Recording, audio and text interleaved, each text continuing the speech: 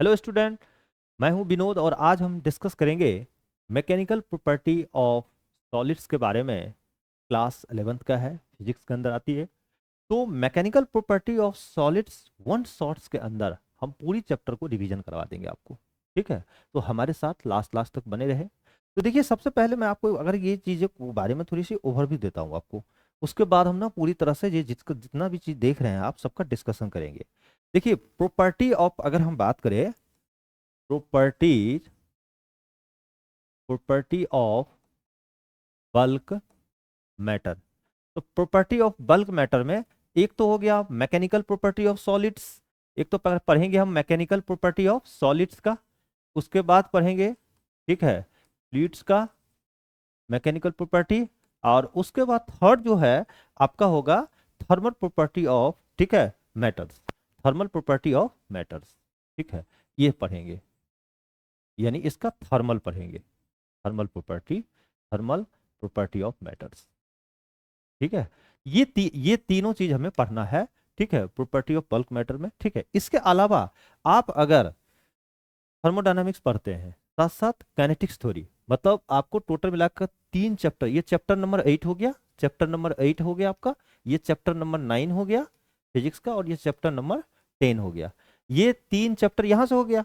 और इसके बाद आपका थर्मोडायनामिक्स और काइनेटिक्स थ्योरी, ये तीनों मिला करके अगर आप तैयार करते हैं तो आपको हम 100% बता देंगे। आपका ध्यान रखिए कि 24 से लेकर 25 मार्क्स तक आपको एग्जाम में आ जाएगा। इतना तो आपको ध्यान रखना होगा। 24 से 25 नंबर का वेटेज हो जाता है यहाँ से। तो इस वीडियो के अंदर हम ना आपको क्या कर रहे हैं कि हम मैकेनिकल प्रॉपर्टी ऑफ सॉलिड्स के बारे में बताएंगे, और वन शॉट्स के अंदर ये छोटी छोटी जितनी भी टर्म है सब के बारे में हम क्विक रिवीजन कर लेते हैं। ठीक है बच्चों, तो हम चलते हैं, स्टार्ट करते हैं यहाँ से। ठीक है, अभी जो हम बता रहे हैं कि इसमें पढ़ना क्या क्या है आप समझिए। पहले, सबसे पहले है कि हमारे पास जैसे इलास्टिसिटी क्या होता है। ठीक है, हमें समझना है जैसे elasticity, stress, strain, Hooke's law, Poisson ratio. ठीक है, उसके बाद एनर्जी जो है सो हमारा इलास्टिक पोटेंशियल एनर्जी क्या होता है, किस तरह से वर्क करता है। ठीक है, इसका फार्मूला का डेरिवेशन। उसके बाद जो है ना perfect elastic body, elastic deformation, tensile, young modulus, plasticity, shearing stress. ठीक है, ये जितनी भी चीजें ना, डक्टिलिटी क्या होता है, हाइड्रोलिक स्ट्रेस क्या होता है, ये बल्क मॉडुलस, ये सारे टर्म जो है ना इस चैप्टर के अंदर आएगा।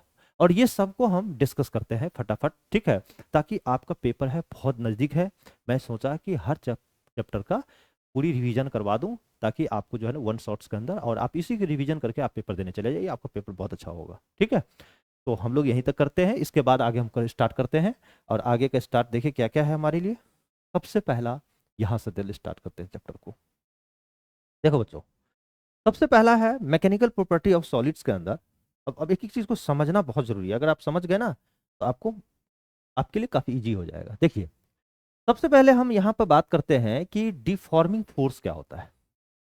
ठीक है, देखिए डिफॉर्मिंग फोर्स होता क्या है इसके बारे में समझिए। पहले मैं जो लिखा हूं उस चीज को समझिए। जैसे अगर आप ये समझ में आ जाता है आपको, तो समझिए हर चीज को इजी आपके दिमाग में बैठ जाएगा इजीली। ठीक है, देखिए, the external force applied to a body that causes some change in its configuration, length, volume, shape of the object.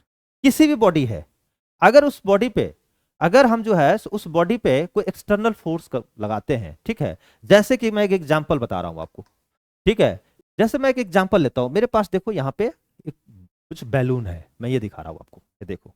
ठीक है, अब इस बैलून को क्या कर रहा हूं, मैं इसको प्रेस कर रहा हूं।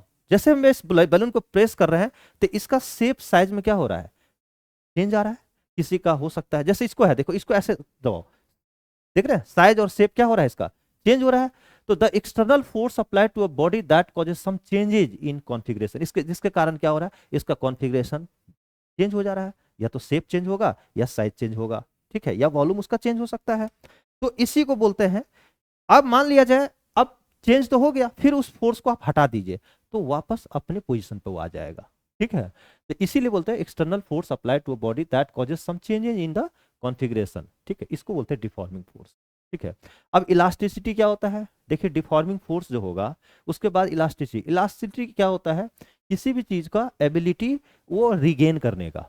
जैसे मान लिया जाए, जैसे हमारे बैलून है, तो बैलून को हम क्या किए, प्रेस किए, फिर छोड़ दिए, तो अपने पोजीशन पे आ गया ना। तो जो फोर्स लगाए जिससे शेप चेंज हुआ उसको बोलते हैं डिफॉर्मिंग फोर्स। और आप अपने आप फिर से अगर हम फोर्स हटा दिए तो फिर अपनी पोजीशन पे आ गया।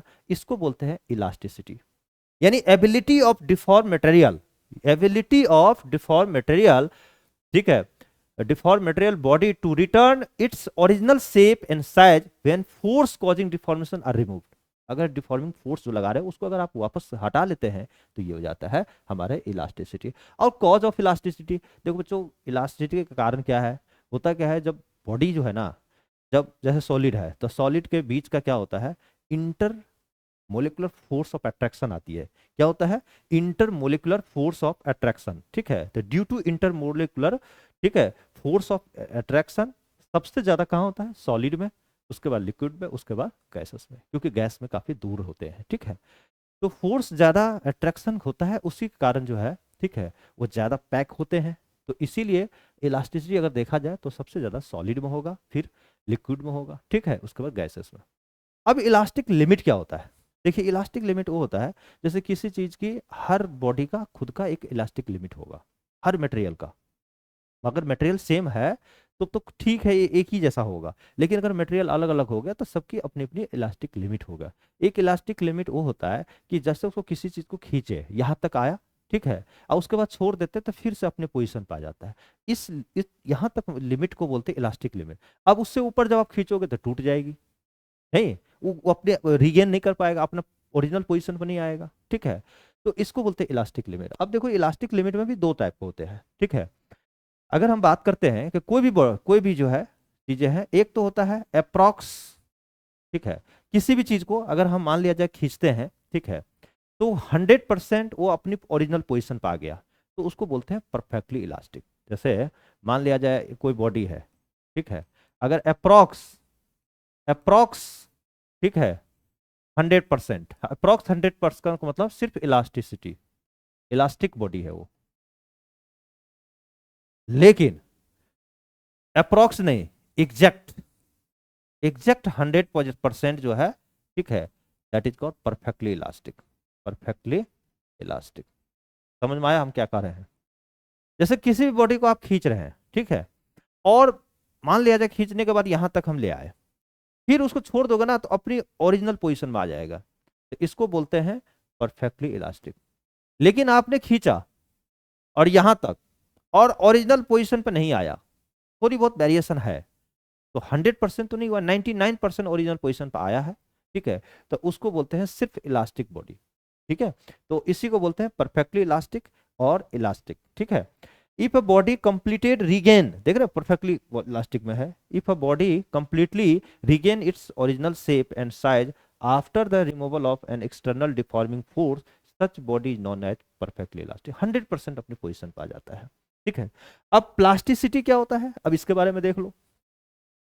Plasticity is the property of solid body, ठीक है, solid body to lose its property of elasticity, acquire permanent deformation on the removal of deformation. अब देखो कुछ ऐसे ही होते हैं, जैसे रबर बैंड लीजिए, आप एक लेवल तक आप उसको क्या करोगे, खींचोगे, उसके बाद वापस नहीं आएगा, तो इसका मतलब इलास्टिसिटी प्रॉपर्टी उसने खो दिया, ठीक है, तो उसको बोलते हैं प्लास्टिसिटी। क्लियर है। नेक्स्ट आगे बढ़ते हैं हम लोग।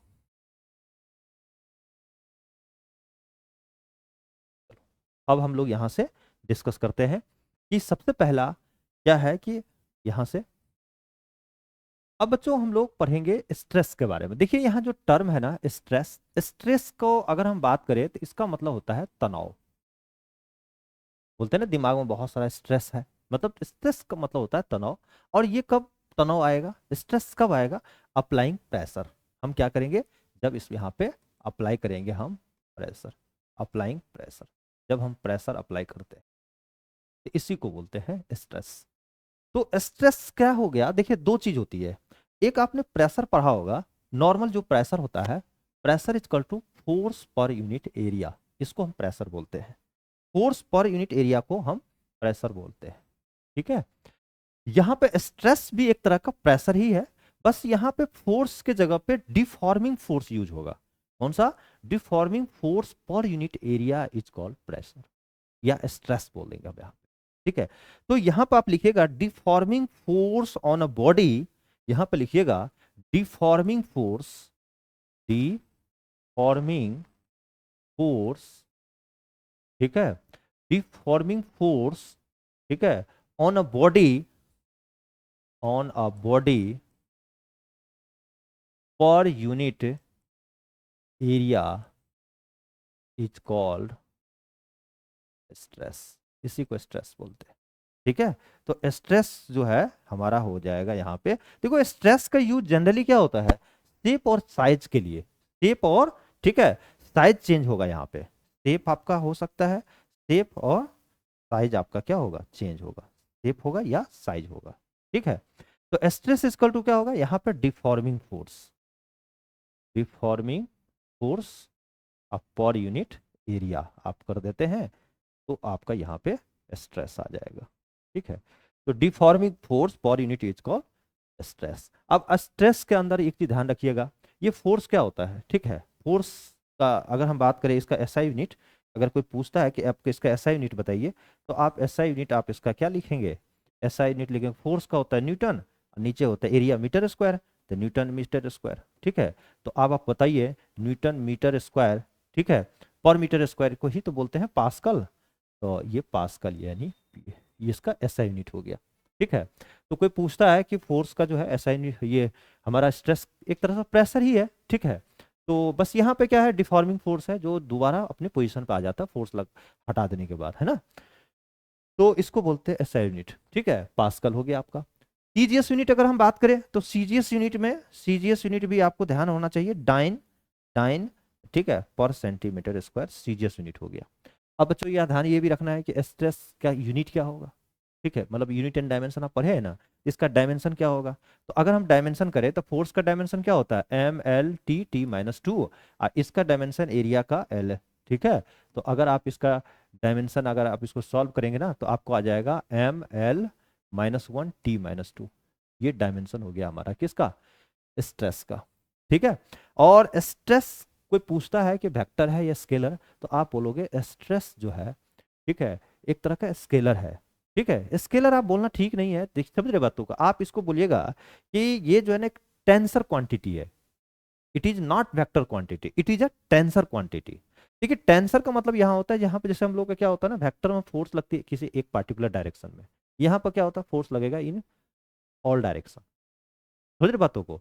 तो एक तरह से पूछे कि इट इज अ स्केलर या वेक्टर, तो आप बोलिएगा it is a scalar quantity. Scalar को अगर ज्यादा बेहतर आपको बोलना टेंसर बोलेंगे तो ज्यादा अच्छा है, ठीक है। तो ये ध्यान रखिएगा आप, ठीक है। तो स्ट्रेस के बारे में आपको क्लियर हो गया। अब हमारे पास स्ट्रेस भी चार तरह के होते हैं, फोर टाइप्स के स्ट्रेस होते हैं, ठीक है। तो अब वो स्ट्रेस कौन कौन सा है, एक तो होता है टेंसाइल स्ट्रेस जिसको लॉन्गिट्यूडनल स्ट्रेस बोलते हैं, ठीक है। If the stress increase the length of the body, ठीक है, क्या है, if the stress increase the length of the body in the direction of deforming force, deforming force के डायरेक्शन में, ठीक है, स्ट्रेस के कारण बॉडी का लेंथ क्या होता है, इंक्रीज हो जा रहा है, तो वो होता है लॉन्गिट्यूडनल स्ट्रेस, ठीक है।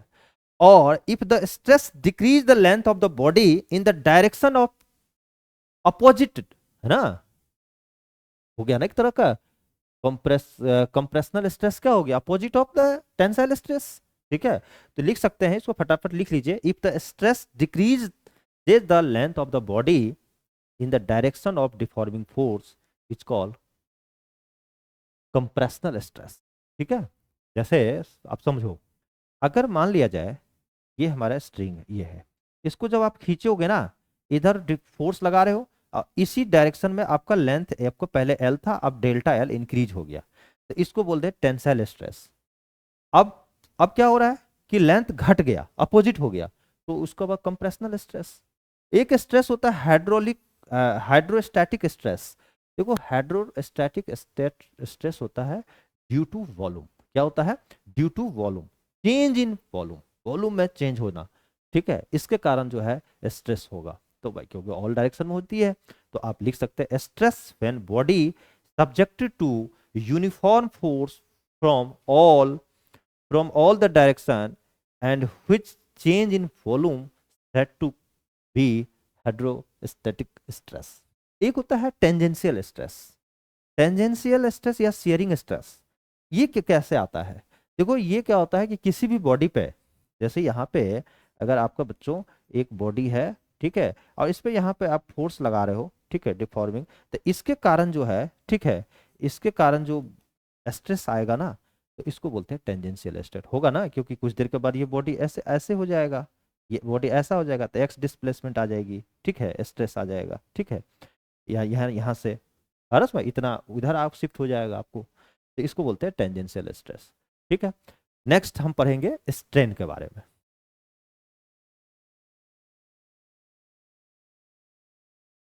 अब बच्चों हम लोग स्ट्रेस के बाद ना स्ट्रेन पढ़ेंगे, ठीक है।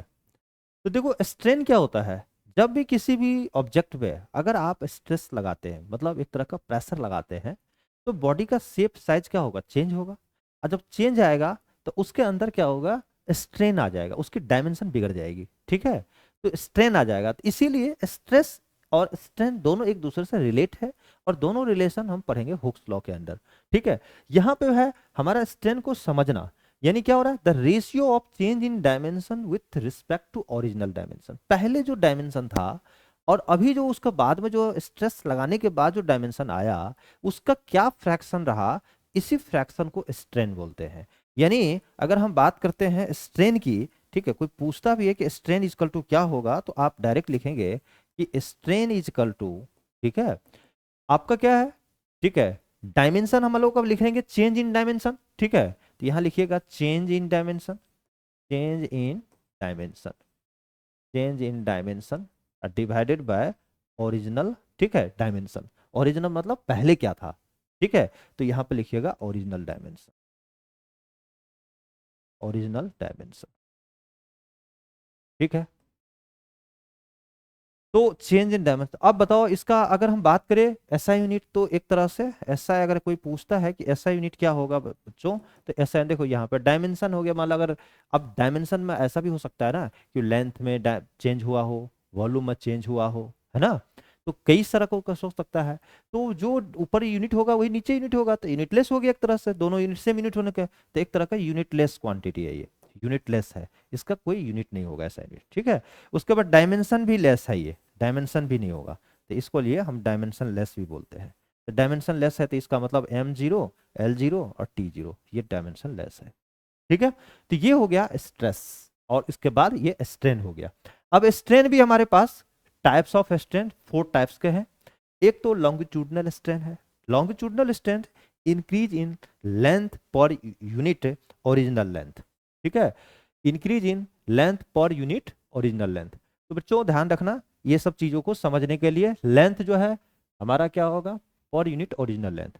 अब मान लीजिए कोई ऑब्जेक्ट है, ठीक है, उसको आपने खींच दिया, सपोज करो, जैसे हमारा पास ये है, आप इसको क्या किए, खींच कर यहाँ तक ले आए, ठीक है, तो पहले लेंथ ये था, अब डेल्टा एल ये हो इंक्रीज हो गया, तो आप बताओ, तो क्या बताए थे, लॉन्गिट्यूडनल स्ट्रेन के इक्वल टू क्या होता है कि चेंज इन लेंथ, लिखेंगे चेंज इन लेंथ, ठीक है, अब by original length, original length, ठीक है, तो चेंज इन लेंथ क्या हो गया, चेंज इन लेंथ हो गया L plus delta L minus L divided by L, तो कितना हो गया, डेल्टा एल बाय एल, ये हो गया हमका लॉन्गिट्यूडनल स्ट्रेन।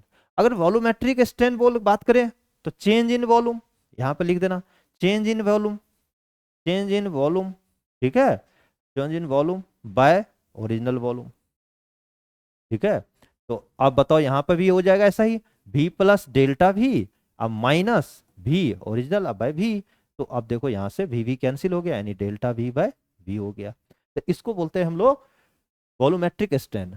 अगर बच्चों पूछेगा शियर स्ट्रेन क्या होता है, टेंजेंशियल स्ट्रेन क्या होता है, तो ये भी इजी है, देखो यहाँ पे क्या करना है, जब कोई भी बॉडी मान लिया जाए हमारे यहाँ पे है, ठीक है, हम क्या करते हैं, इस पे यहाँ पे टेंजेंशियली फोर्स लगाते हैं, एक फोर्स लगाए, तो ये क्या होगा, बॉडी थोड़ा डिफॉर्म हो, मतलब बॉडी थोड़ा सा क्या होगा कि फोर्स लगाने के बाद इसकी स्ट्रक्चर इस तरह से हो जाएगी, ठीक है, यानी आपका कितना डिस्प्लेस हो गया, यहाँ से यहाँ तक एक्स डिस्प्लेसमेंट हो गया, इसकी लेंथ एल है यहाँ से यहाँ तक, ठीक है, थीटा मान लो ये, तो आप बताओ कि टेंजेंशियल स्ट्रेन इजकल टू हो जाता है, ठीक है, कि हमारा कितना उधर डिफॉर्म होगा, एक्स बाय एल, ठीक है, और X by L equal to क्या होता है। अब देखो यहाँ पर थीटा है, टेन थीटा है, तो ये थीटा के सामने वाला परपेंडिकुलर हो गया, ये बेस हो गया, तो थीटा बाय एल को हम लोग टेन थीटा भी कई बार बोल देते हैं। ठीक है, तो इस स्ट्रेस को बोलते हैं शियर, इस स्ट्रेन को बोलते हैं शियर स्ट्रेन। ठीक है, तो शियर स्ट्रेन, तो ये नहीं है longitudinal strain along the length, volumetric volume के अकॉर्डिंग। ठीक है, हेड इसके बाद जो है ना आपका है कि नहीं शियर स्ट्रेन या टेंजेंशियल स्ट्रेन, ये पढ़ेंगे, ये छोड़ दो, ये बाय मिस्टेक से लिखा गया है। ठीक है, इसको काट दो। ठीक है, तो तीन टाइप के जो है आपका स्ट्रेन हो गया, ये इंपॉर्टेंट है। ठीक है, अब बच्चों हम लोग सबसे पहले ना हुक्स लॉ पढ़ते हैं। हुक्स लॉ क्या है, देखिए स्ट्रेस और स्ट्रेन दोनों को रिलेट कर दिया, दोनों को ऐड कर दिया एक तरह से। ठीक है, और वहां पे हुक्स साहब का लॉ आ गया। हुक्स लॉ क्या कहता है, अब समझिए। हुक्स लॉ के बाद ना आगे का हम सारा चीज प्रोसेस बताएंगे। ठीक है, बात करता हूं मैं 17th सेंचुरी की बात बता रहा हूँ। हुक्स साहब का कहना यह था कि up to elastic limit extension produce in a body is directly proportional to load applied. अगर ये हमारा कोई स्ट्रिंग है, ठीक है, इस पे हम जो है कि कोई लोड लगाते हैं, तो जैसे से हम जितना ज्यादा लोड लगाएंगे ना हमारी बॉडी में उतनी ज्यादा एक्सटेंशन होगा, मतलब उतनी बॉडी जो है ना यहाँ पे जो है ना स्ट्रिंग बड़ी हो जाएगी साइज में।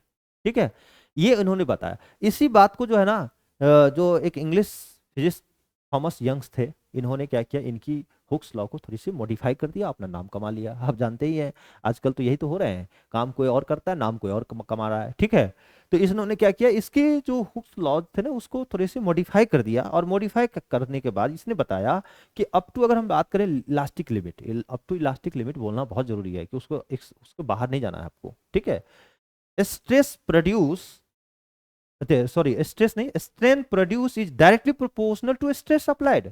किसी बॉडी में अगर आप, स्ट्रेन तभी डेवलप होगा जब उस बॉडी में स्ट्रेस आप लगाएंगे।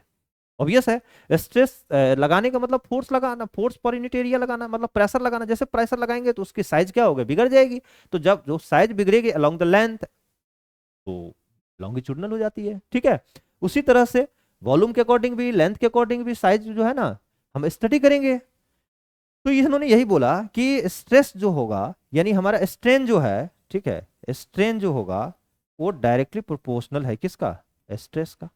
यही तो बोला किसने, ये बोला है एज अ, ठीक है, ये बोला है यंग्स ने।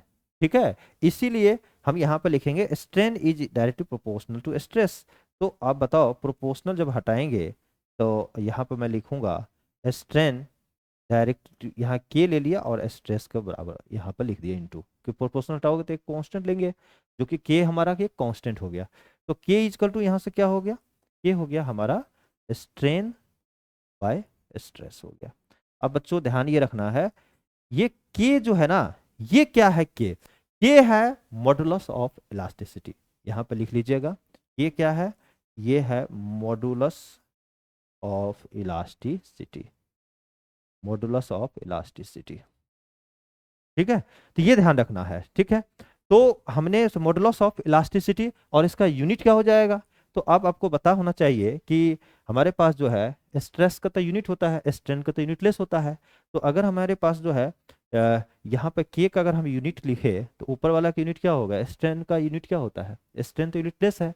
नीचे का यूनिट क्या होगा बताओ, ऊपर आपका यूनिट नहीं हुआ, अब नीचे का स्ट्रेस, स्ट्रेस क्या है, फोर्स पर यूनिट एरिया, तो न्यूटन और मीटर स्क्वायर।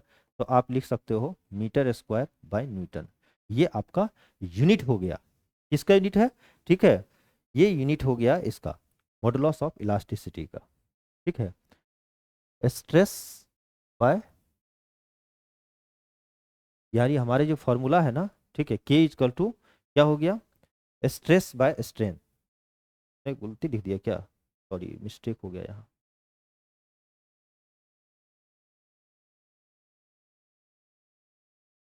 एक बार थोड़ा सा सुधार लेते हैं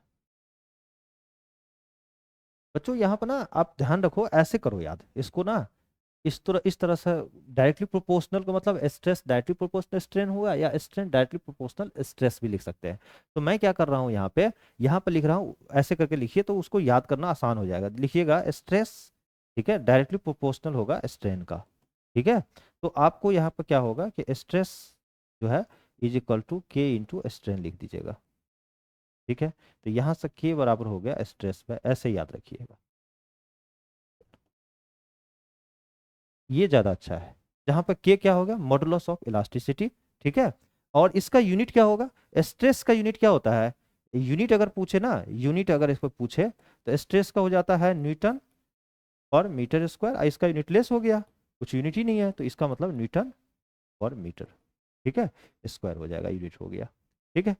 अब मॉडुलस ऑफ इलास्टिक देखो, ऐसा है ना, पहले वाला भी ठीक था, ऐसा नहीं है, तो वहां पे क्या होता है ना कि हमें जो है ना रिलेशन में 1/k मानना पड़ता है, ठीक है, तो इसलिए ज्यादा अच्छा बेस्ट हो गया कि स्ट्रेस स्ट्रेन में हम इस तरह से स्ट्रेस को डायरेक्टली प्रोपोर्शनल स्ट्रेन का करेंगे, स्ट्रेस प्रोपोर्शनल आएंगे तो के देंगे, के की value stress by strain, stress by stress याद करना आसान हो जाता है, ठीक है। यहाँ पे के है मॉडुलस ऑफ इलास्टिसिटी, ये ध्यान रखिएगा, ठीक है। और यहाँ पे जो है न्यूटन पर मीटर स्क्वायर इसका यूनिट हो गया। अब क्या होता है, ये जो मॉडुलस ऑफ इलास्टिसिटी जो है ना, यानी मॉडुलस ऑफ इलास्टिसिटी जिसकी वैल्यू, जिसको हम लोग के के नाम से बोलते हैं, ये के डिपेंड्स करता है, ठीक है, कि value of nature, nature of the material पे डिपेंड करता है, कि किस पे डिपेंड करेगा, नेचर ऑफ द मटेरियल पे, ठीक है। अब मान लिया जाए इफ के इज ग्रेटर, अगर के अगर आपका ज्यादा है तो we have to apply more stress, ठीक है। अगर आपका के की वैल्यू, के पर, के नेचर पर डिपेंड, के की वैल्यू अगर हमारा ज्यादा है तो we have to apply more stress, ज्यादा आपको स्ट्रेस अप्लाई करना पड़ेगा। अगर के की वैल्यू अगर आपका कम है तो आपको स्ट्रेस कम लगेगी, ठीक है। तो इस तरह से यानी उस पे नेचर ऑफ द मटेरियल पर डिपेंड करता है, ठीक है। तो अगर के की वैल्यू ज्यादा हुआ तो मोर स्ट्रेस लगाना पड़ेगा, और मोर स्ट्रेस लगाने का मतलब ये हुआ, ठीक है, कि we have to apply more stress to have strain, which means difficult to change the shape, ठीक है। आ रहा समय, उसको चेंज, शेप को चेंज करना कठिन हो जाएगा, ठीक है। और लेस होगा तो शेप को चेंज करना आसान हो जाएगा हमारे लिए। यही कारण है कि अगर हमारे पास ना एक पेन में स्प्रिंग हो और एक बैक में जो है ना, ये जो आपका स्टैंड के पास स्प्रिंग होता है, तो कहाँ ज्यादा आपको स्ट्रेस लगानी पड़ेगी, ज्यादा बैक वाले में, ठीक है, स्कूटी वगैरह होगा तो उसके स्प्रिंग में ज्यादा स्ट्रेस लगानी पड़ेगी। खैर चलते हम लोग, types of modulus of elasticity जो है ना, एक तो यंग मॉडुलस होता है, हम लोग वाई से डिनोट करेंगे, ठीक है। एक होता है बल्क मॉडुलस, इसको बी से डिनोट करेंगे, और एक होता है शियर मॉडुलस, जिसको हम लोग ईटा से डिनोट करेंगे, ठीक है। अब ये तीनों, ये के को हम तीन कैटेगरी में बांटे हैं हम लोग, यंग मॉडुलस क्या है, बल्क मॉडुलस क्या है, और शियर मॉडुलस क्या है, तीन बारे में, यानी मॉडुलस ऑफ इलास्टिसिटी को एक तरह से थ्री टाइप्स का होता है, और तीनों टाइप का हम डिस्कस करते हैं एक एक करके। अब बच्चों हम लोग ना मॉडुलस ऑफ इलास्टिसिटी जो है, जो के है, वो थ्री टाइप्स का है। पहला है यंग मॉडुलस, ठीक है, के को हम कब ये वाई बोलेंगे, ठीक है। तो modulus of elasticity of length जब हम निकालेंगे तो यंग मॉडुलस बोला जाएगा। इसका मतलब हुआ कि यंग मॉडुलस क्या होगा, कि ratio of longitudinal stress with respect to longitudinal strength, यानी अगर यंग मॉडुलस की बात करें यहाँ पे, ठीक है, तो Young's modulus, modulus is equal to, ठीक है, longitudinal longitudinal stress divided by longitudinal strain, ठीक है, स्ट्रेन, इसी को हम यंग मॉडुलस बोले, यानी के जो है हमारा y तब बनेगा जब along modulus of elasticity of length के बारे हम स्टडी करेंगे, ठीक है। तो stress, longitudinal stress by longitudinal strain. अब देखो यहाँ पे अगर स्ट्रेस की बात करें तो फोर्स पर यूनिट एरिया, ठीक है, deforming force per unit area. Strain क्या हो गया, longitudinal length, change in length bye original length, change in length bye original length, ठीक है। तो ये हम लोग लिख देंगे, इसको अगर आप इसको सही कर लीजिए, एफ एल, ठीक है, डेल्टा एल इंटू ए, यही हमारा यंग मॉडुलस का फॉर्मूला हो गया। वाई इजकल टू क्या हो गया, F into L by delta L into A, ये यंग मॉडुलस है। अब ये क्या हो गया, जैसे आपका ये है ना, ये शेप है, ठीक है, तो ये इसका क्रॉस सेक्शनल एरिया हो गया, यहाँ से यहाँ तक लेंथ हो गया, ठीक है। और इसमें जो है आप इन्हें लेंथ को फिर जो है इतना इंक्रीज हो गया, तो डेल्टा एल ये हो गया, ठीक है। तो ये इसी का जो है ना, आपने क्या किया, फोर्स लगाया ना इधर की तरफ, तो एक्स डेल्टा एल चेंज हुआ, तो ये लॉन्गिट्यूडनल, ठीक है ना, स्ट्रेस बाय स्ट्रेन कर दिया, तो ये यंग मॉडुलस, तो यंग मॉडुलस का फॉर्मूला आपको याद रखना है, ये पेपर में आते भी है, ठीक है। नेक्स्ट बच्चों, अब हम लोग ना यंग मॉडुलस के बाद बल्क मॉडुलस पढ़ेंगे। अब बच्चों modulus of elasticity of volume के बारे में अगर हम बात करते हैं ना, तब जाकर के आता है बल्क मॉडुलस। इस ठीक है, यंग मॉडुलस के बाद हम लोगों का बल्क मॉडुलस है। आ रहा समझ में? तो यानी हमारा जो मॉडुलस ऑफ इलास्टिसिटी के जो है वो बी के बराबर हो जाएगा जब हम वॉल्यूम पे वर्क करेंगे। ठीक है, यानी ratio of volumetric stress with respect to volumetric strain, इसको हम लोग बल्क मॉडुलस बोलते हैं। तो बल्क मॉडुलस इक्वल टू क्या हो गया? Volumetric volumetric stress by volumetric, ठीक है, वॉल्यूमेट्रिक स्ट्रेन। अब वॉल्यूमेट्रिक स्ट्रेस क्या होता है? स्ट्रेस होता है, ठीक है, फोर्स पर यूनिट एरिया। अब स्ट्रेन क्या हो जाएगा? Change in volume, change in volume by delta we लिख दो, बाय वी लिख दो। ठीक है, तो यहां से आपका हो गया F by delta V into V by A, यही बल्क मॉडुलस हो गया। क्लियर है? तो ये ध्यान रखिएगा, यंग मॉडुलस समझ में आ गया। यंग मॉडुलस में अलोंग द लेंथ, इसमें वॉल्यूम पे वर्क करता है। अब हम बात करते हैं शियर मॉडुलस। ठीक है, शियर मॉडुलस क्या होता है? अब बच्चों हम लोग बात करते हैं ना, जैसे मॉडुलस ऑफ इलास्टिसिटी, ये आपका ईटा कब बनेगा? ईटा मतलब शियर मॉडुलस को हम लोग ईटा से डिनोट करते हैं। ये modulus of elasticity of shape, जब शेप पे वर्क करता है, शेप पहले उसका कॉन्फ़िगरेशन चेंज हो जाता है। ठीक है, तो यहाँ पर क्या करेंगे? रेशियो ऑफ शियर स्ट्रेस और by shear strain. Shear stress कब होता है? जब हम टेंजेंशियली लगाते हैं किसी भी बॉडी पे।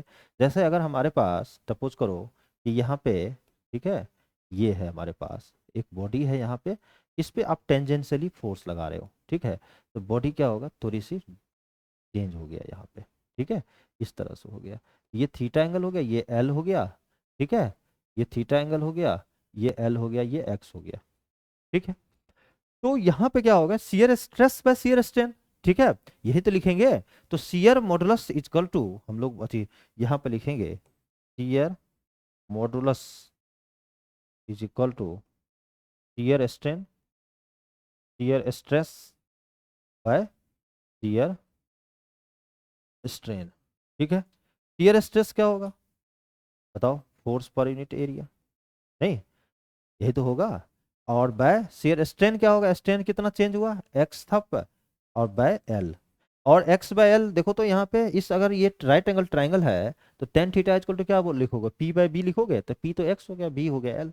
तो इसको मैं लिखूंगा एफ बाय ए, और एक्स बाय एल को हम लोग टेन थीटा लिख देंगे। ये हो गया हमारा ईटा की वैल्यू। आगे समझ में? तो इस तरह से हमने यहां तक देखा कि modulus of elasticity, young modulus, bulk modulus और शियर मॉडुलस हमारा किस तरह से हम इसका डेरिवेशन करते हैं। इसमें काफी सारे क्वेश्चंस होते हैं। अब हम बात करते हैं स्ट्रेन और स्ट्रेस का ग्राफ कैसा होता है। ठीक है, इस ग्राफ की स्टडी करेंगे। इसके बाद दो टॉपिक और है, पॉइजन रेशियो और हमारे एनर्जी डेंसिटी, इसके बाद हमारा कंप्लीट हो जाएगा। अब बच्चों आप यहाँ पर देखिए, स्ट्रेस और स्ट्रेन की अगर हम बात करें, ठीक है, इसकी ग्राफ को स्टडी कीजिए, ये बहुत काफी इंपॉर्टेंट है, ये ग्राफ को समझना। अब मैं आपको यहाँ पे बता रहा हूँ, देखिए स्ट्रेस और स्ट्रेन का अगर हम बात करें, तो आपको आपको बताए थे कि स्ट्रेस जो होता है वो डायरेक्टली प्रोपोर्शनल होता है किसका? स्ट्रेन का। अगर हम प्रोपोर्शनल को हटाते हैं तो स्ट्रेस जो है सो के इंटू स्ट्रेन होगा, ऑब्वियस है। और ऐसा ग्राफ, इसको अगर हम वाई एक्सिस पर ले और इसको एक्स एक्सिस पर ले, तो हमारे पास, और इसको अगर हम स्लोप एम बोले तो Y equal to M X, यही तो होगा, जो कि ओरिजिन से पास करेगा। एक तरह का स्ट्रेट लाइन का ग्राफ होगा। इसका ग्राफ कैसा होता है? ऐसे तो होता है स्ट्रेट लाइन के ग्राफ। तो देखिए आपका क्या है कि यहाँ पे अगर हम इधर स्ट्रेस है, ठीक है, इधर मैं ले लेता हूँ स्ट्रेस का, इधर स्ट्रेस ले रहा हूँ, ठीक है, इधर स्ट्रेन ले रहा हूँ। तो हो क्या रहा है यहाँ से आप देखिए स्ट्रेस स्ट्रेन में, ठीक है, कि यहाँ ओ से जब हम ए तक जा रहे हैं, ठीक है, तो इलास्टिक बिहेवियर की तरह शो कर रहा है, प्रोपोर्शनल बिहेवियर है। जैसे से स्ट्रेस बढ़ रहा है उसी तरह से हमारा स्ट्रेन भी बढ़ रहा है। एक यहाँ पे, अब यहाँ के बाद क्या होगा? वो एक तरह का प्रोपोर्शनल लिमिट है। ये क्या है बच्चों? प्रोपोर्शनल लिमिट है, प्रोपोर्शनल लिमिट है। यानी जैसे से स्ट्रेस बढ़ेगा वैसे से स्ट्रेन बढ़ेगा। जब हम बी पे पहुंचते हैं, ठीक है, तो अब देखो ए से यहां तक जैसे पहुंचते हैं तो अपर यील्ड स्ट्रेस पॉइंट आ गया बी, ठीक है। अब यहां के बाद हमारा क्या होगा कि घटना शुरू हो जाता है यहां से, ठीक है। तो इसको बोलते हैं यील्ड पॉइंट, ठीक है, यानी इसको बोलते हैं यील्ड पॉइंट। यील्ड पॉइंट है हमारा, ठीक है, यील्ड पॉइंट, ठीक है, पॉइंट है हमारा ये बी वाला जो है। अब यहाँ बी से जब हमारा सी की तरफ हम जाने लगते हैं, तो सी पे जाने के बाद ये लोअर यील्ड पॉइंट हो गया, ठीक है। ये भी यील्ड पॉइंट है, लेकिन घटना शुरू हो गया ना, ठीक है। लोअर यील्ड पॉइंट यहाँ पे अगर हम बात करें तो लोअर यील्ड पॉइंट, यहाँ यहाँ अपर यील्ड पॉइंट हो गया, ठीक है। अब क्या हो रहा है, अपर यील्ड पॉइंट हो गया। अब इसके बाद क्या होगा, लोअर के बाद यहां के बाद आपका बिहेवियर कैसा है, सी से डी के बीच में अगर हम बात करें तो अल्टीमेट स्ट्रेस पॉइंट है, ठीक है। और डी के बाद जब हम यहां से यहां तक पहुंचते हैं ई पे, तो यहां पर हो जाता है हमारा फ्रैक्चर, ठीक है। तो यील्ड पॉइंट के बाद जैसे आगे बढ़ेंगे, यील्ड पॉइंट के बाद जैसे आप आगे बढ़ेंगे, तो एक तरह का प्लास्टिक बिहेवियर आपका शो करने लगेगा। ये जो ग्राफ है ये प्लास्टिक बिहेवियर शो करने लगता है, और जैसे डी पॉइंट से हम ई की तरफ जाएंगे, यहां के बाद जो है फ्रैक्चर वो हो जाता है, टूट जाएगी, ठीक है।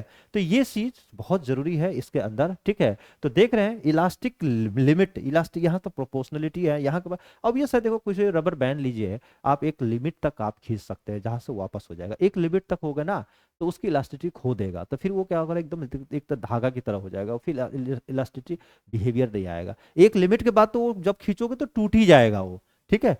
तो ये इस तरह से बिहेवियर है इसका, समझ रहे बातों को। उसी तरह से हम नेक्स्ट आपको अगर हम बात करें, यहाँ पे एक और बिहेवियर आता है इसके अलावा, मैं आपको दिखाता हूँ, ठीक है। जैसा कि आप देखिए, एक मटेरियल होता है जो डक्टाइल मटेरियल है, एक है जो है ब्रिटल मटेरियल है, ठीक है। जैसे हम इसमें, तो इसमें देखिए यहाँ से ओ से ए तक तो ठीक है, प्रोपोर्शनल का रिलेशन है। अब ए से लेकर डी के बीच में, डी में एक ब्रेकिंग पॉइंट है, ये ब्रेकिंग पॉइंट है, ठीक है। तो इसके बीच में देखिए काफी गैप है, तो ये क्या होगा, यही कारण है कि जो डक्टाइल मटेरियल जैसे सोना हो गया, गोल्ड हो गया, कॉपर हो गया, एल्युमिनियम हो गया, इसको आप गोल्ड को अगर खींचते रहेंगे काफी लंबी खिंचाव के बाद वो जो है अपनी जो है ब्रेकिंग पॉइंट पर आएगा। तो इसके बीच में यानी गैप काफी है। लेकिन वही अगर आपको ब्रिटल मटेरियल है, ठीक है, तो इसमें जैसे ग्लास लेते हैं आप शीशा का, ठीक है, तो उसमें देखिए यह पॉइंट और ये पॉइंट देखिए आपका ब्रेकिंग पॉइंट बहुत नजदीक है, ये क्या करेगा, तुरंत टूट जाएगा। यही कारण है, ठीक है, कि यहाँ पे जो है आपका ग्लास जल्दी टूट जाती है, ठीक है। लेकिन वो सोना जो है टूटता नहीं है, उसके इलास्टिसिटी लिमिट्स के बाद भी जब आप क्रॉस करेंगे ना, तो देखिए यहाँ पे काफी गैप है, यही कारण है, ठीक है। तो इसको ध्यान में रखते हुए आगे बढ़ना है आपको। अब हम लोग जो है ना नेक्स्ट पढ़ेंगे इसके ग्राफ के बाद एक पॉइसन रेशियो और एनर्जी डेंसिटी, एनर्जी पे हम वर्क करेंगे, पोटेंशियल एनर्जी पे, ये दोनों आपको इंपॉर्टेंट है। अब देखो बच्चों, अब हम लोग पढ़ेंगे पॉइसन रेशियो। ये पॉइसन रेशियो क्या होता है, तो देखो एक चीज आप मैं कुछ बता रहा हूं उस चीज को समझिए। अगर कोई भी वायर है, तो वायर को खींचने से सिर्फ लंबाई ही नहीं बढ़ती है, उसकी मोटाई जो होती है ना, वो मोटाई भी घटती है, ध्यान रखिएगा।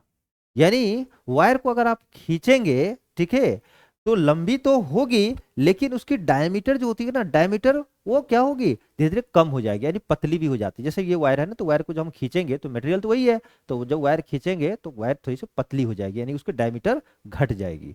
ये दोनों सिनेरियो होता है किसी भी वायर में, ठीक है।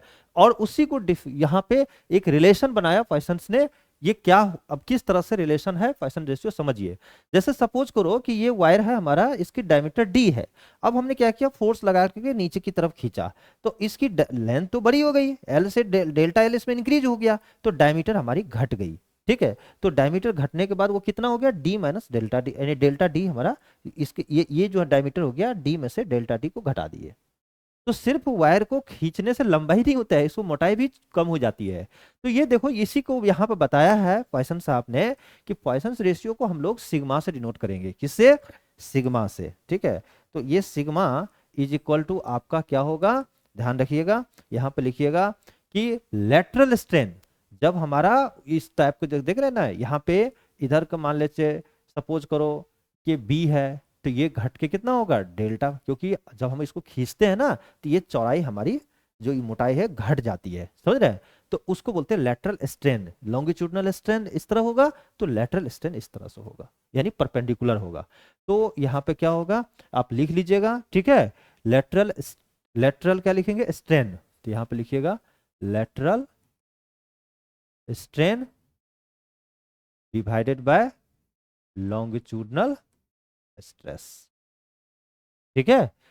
Lateral strain by longitudinal, sorry strain, longitudinal strain है ना, लॉन्गिट्यूडनल स्ट्रेन, ठीक है, लॉन्गिट्यूडनल स्ट्रेन। अब लेटरल स्ट्रेन क्या होता है, अब इसके बारे में लिख लीजिए, ठीक है। तो देखो लेटरल स्ट्रेन क्या किसके कारण होता है, लेटरल स्ट्रेन में डायमीटर घटते बढ़ता है, नहीं तो चेंज इन डायमीटर, तो चेंज इन डायमीटर क्या होगा, डी माइनस जी माइनस डेल्टा डी, ठीक है। फाइनल हम ऐसे डी को घटा दीजिए और डिवाइडेड बाय, ठीक है, डिवाइडेड बाय क्या होगा डी, और डिवाइडेड बाय लॉन्गिट्यूडनल स्ट्रेन क्या होता है, ठीक है, एल प्लस डेल्टा एल, ठीक है। में से एल को माइनस कर दीजिए और डिवाइडेड बाय एल। तो बच्चों यहां से क्या होगा, देखो यहाँ plus D minus D cancel हो जाएगी यहाँ से, तो ये minus delta D by delta L by L. इसको मतलब ये हो गया कि minus delta D by D into L by delta L, ठीक है। अब देखो यहाँ पे हम लिख सकते हैं, ठीक है, कि minus delta D by delta L into L bye T. ये माइनस साइन क्या इंडिकेट करता है, कि माइनस साइन इंडिकेट कर रहा है कि जब लॉन्गिट्यूडनल स्ट्रेन हमारा, ठीक है, बढ़ेगा तो हमारा जो है ना लेटरल स्ट्रेन घटेगा। ऑलवेज एक बढ़ेगा तो एक घटेगा, खींचेंगे वायर को तो पतली तो नहीं है, तो डिक्रीज हो रही है ना डायमीटर, तो डिक्रीज हो रहा है, इसलिए माइनस साइन आ गया। यानी हमारा सिग्मा का वैल्यू जो है ना minus delta D by D, ठीक है, और into L by delta L, ये पॉइसंस रेशियो है, इसी रेशियो को बोलते हैं पॉइसंस। समझ रहे बातों को। अब ध्यान रखिएगा इसका यूनिट क्या होगा, भाई ऊपर भी स्ट्रेन है नीचे भी स्ट्रेन है, ठीक है, तो ये स्ट्रेन बाय स्ट्रेन क्या होगा, कैंसिल हो जाएगी यूनिट, तो इसीलिए एक तरह का ये यूनिट लेस है, यूनिट लेस, या हम डायमेंशन लेस भी बोलते हैं, डायमेंशन लेस है। ध्यान रखिएगा ये ऑलवेज निगेटिव, हमेशा निगेटिव आएगा, क्यों, एक बढ़ेगा तो एक घटेगा, ये इनवर्सली प्रोपोर्शनल है, आपको पता होना चाहिए, ठीक है। ये ध्यान ये रखना है कि अगर लेंथ बढ़ाते हैं तो डायमीटर घटेगी, लेंथ बढ़ाते हैं तो डायमीटर घटेगी, एल बढ़ाओगे तो डी घटेगा, अगर इसको बढ़ाओगे तो ये घटेगा, ये ध्यान रखना है आपको, ये प्रोपोर्शनलिटी है। तो यही है हमारा पॉइसंस रेशियो। इसके बाद जो है ना हम एनर्जी का कंप्लीट करते हैं। अब बच्चों हम लोग पढ़ेंगे कि elastic potential energy in stretched wire में कैसे निकालते हैं। तो देखिए एक वायर है जो एल लेंथ का है, इसको हम क्या करें, एफ फोर्स लगा रहे हैं नीचे की तरफ, तो वायर की लेंथ क्या होगी, इंक्रीज होगी। तो आपने क्या किया कि सबसे पहले फोर्स जो लगाया आपने, जीरो फोर्स लगाया, जो फोर्स आप लगा रहे हैं स्टार्टिंग में कितना स्टार्ट किए, फोर्स जो स्टार्ट किए जीरो से स्टार्ट किए और मैक्सिमम फोर्स एफ लगाए, तो एवरेज फोर्स कितना लगाए, भाई एफ एवरेज कितना लगाए, zero plus F by two, initial by final by two, यानी आपका जो फोर्स लगा एफ बाई टू, ये एवरेज फोर्स आया इसके बीच जब आप खींच रहे हैं। तो जो हम खींच रहे हैं, ठीक, जो हम फोर्स लगा रहे हैं, ठीक है, वो एनर्जी हमारा स्टोर होते जा रहा है। तो यहाँ पे वर्क डन जो भी होगा, इस पे जो भी वर्क किया, तो वर्क डन जो है वो क्या होगा, force into displacement, into displacement, यही तो होता है। तो फोर्स कितना हुआ, जल्दी बताओ, फोर्स बाबू कितना हुआ, एफ बाय टू, डिस्प्लेसमेंट कितना हुआ, हमने डेल्टा एल चेंज किया, तो हमारा हो गया F by two into delta L, ये हमारा वर्क डन हो गया। और जो वर्क हो गया यही वर्क तो हमारा पोटेंशियल एनर्जी में कन्वर्ट हुआ, नहीं, ठीक है। तो पोटेंशियल एनर्जी में अगर हम बात करें अब यहां से, ठीक है, पोटेंशियल एनर्जी अगर हम निकाले तो वर्क हमारा किस में कन्वर्ट हो जाएगा, पोटेंशियल एनर्जी में, तो मैं इसको यू बोल देता हूं, तो क्या होगा एफ बाई टू लिख दो, और यहां पर क्या करता हूं मैं, ए यहाँ पे ए इंटू एल से, ठीक है, जो एल लेंथ है ना, ठीक है, ये कैपिटल एल है तो यहाँ पे डेल्टा इस तरह से एल लिख दीजिए, ठीक है। और एल को यहाँ पे कैपिटल कर दीजिए। एल यूज कैपिटल यूज किया हूँ तो कैपिटल ए एल, ठीक है, और बाय ए एल कर देते हैं एक और, इनटू, ठीक है, डेल्टा एल। आ गया। अब मैं यहां से क्या कर रहा हूं, सुनो, अब मैं क्या करता हूं, एफ बाय ए कर देता हूं, ठीक है। यहां से देखिए, यहां क्या कर देता हूं, यू को यहां रख दिया, और ए एल है ना यहाँ पे, ए एल को यहां ले जाओ, यू बाय ए एल, ठीक है। इधर क्या करता हूं, फोर्स बाय पर यूनिट एरिया, और इधर डेल्टा एल बाय एल कर देता हूं। कोई दिक्कत? और एक टर्म और है यहाँ पे, सॉरी, यहाँ पे 1/2 F by A into delta L by L. देखिए, एनर्जी जो है यहाँ पर ध्यान ये रखना है एक चीज, ठीक है, कि यहाँ पे इलास्टिक पोटेंशियल एनर्जी जो है पर यूनिट वॉल्यूम, ये देखिए क्या है, ये A into L, area into length, मतलब एक तरह का वॉल्यूम हो गया।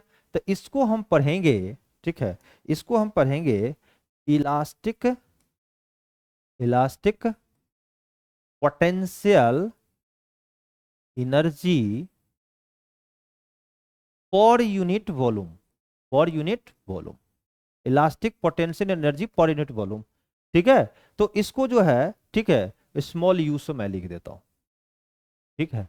और ये बताओ, इलास्टिक पर यूनिट वॉल्यूम को हमने स्मॉल यू से लिख दिया, तो ये हमारा क्या हो गया, u इजकल टू, ठीक है, ये कैपिटल यू था, यहाँ पे हम स्मॉल यू लिख दिया, तो 1/2 फोर्स पर यूनिट एरिया क्या लिखेंगे बताओ तो, ये स्ट्रेस है, ठीक है, और इसको क्या लिखोगे, इसको स्ट्रेन लिखोगे, ठीक है। तो u इजकल टू हमारा हो गया 1/2 इंटू स्ट्रेस इंटू, यही हमारा प्यारा सा नन्हा सा हमारा फॉर्मूला बन गया, ठीक है। तो जो पोटेंशियल एनर्जी हो गया half into stress into strain. ये पोटेंशियल एनर्जी कैसा है, तो potential energy per unit volume है, potential energy per unit volume है ये हमारा। अगर हम, आपको पता होना चाहिए कि अगर हम बात करें कि स्ट्रेस, ठीक है, स्ट्रेस इक्वल टू क्या होता है बताओ तो, y इंटू स्ट्रेन होगा, नहीं अरे भाई, यंग मॉडुलस बराबर क्या होता है, स्ट्रेस बाय स्ट्रेन होता है, ठीक है। तो यहां से स्ट्रेस को निकालोगे तो y इंटू स्ट्रेन, ठीक है, तो y इंटू स्ट्रेन, इसका मतलब यहां पर रख दो, तो 1 stress you y into strain होगा, ठीक है, y into strain into strain, ठीक है। तो इसका मतलब ये हो गया कि 1/2 into Y is to strain का क्या होगा, स्ट्रेन का होल स्क्वायर हो गया। तो ये भी हमारा, ठीक है, ये भी पोटेंशियल एनर्जी जो है इन टर्म्स ऑफ स्ट्रेन के टर्म में हमारा स्टोर हो गया इसके अंदर, ठीक है, स्ट्रेच वायर के अंदर। तो काफी सारे फॉर्मूला है, अगर आप जो है डायरेक्ट पोटेंशियल एनर्जी निकालेंगे तो इसको यहाँ पर मल्टीप्लाई कर देंगे, तो अगर आप सिर्फ यू लिखेंगे तो 1/2 स्ट्रेस, ठीक है, इंटू स्ट्रेन इंटू वॉल्यूम भी लिख सकते हैं, यहाँ पर यूनिट का मामला आएगा ही नहीं, ठीक है। तो इस तरह से हमने पूरी चैप्टर को पूरी तरह से अच्छे तरह से, ठीक है, रिवीजन भी कर लिया। उसी उसी तरह से आपके कई बार पूछते व्हाट इज ए कंप्रेसिबिलिटी, तो देखो compressibility reciprocal of bulk modulus होता है, ध्यान रखिएगा, ठीक है, reciprocal of bulk modulus is called compressibility, ठीक है। तो बच्चों आज का यह यहाँ तक हमारा जो सेशन रहा, वन शॉट्स के अंदर हमने पूरी तरह से कोशिश किया कि आपको एक एक कॉन्सेप्ट क्लियर करूं। आप इसको पढ़ के जरूर एक बार अपने चैप्टर को रिवाइज कर लीजिए, क्वेश्चंस बना लीजिए, एग्जाम देने जाइए। Wish you all the best, बहुत अच्छा हो जाएगा paper. Thank you, career platform.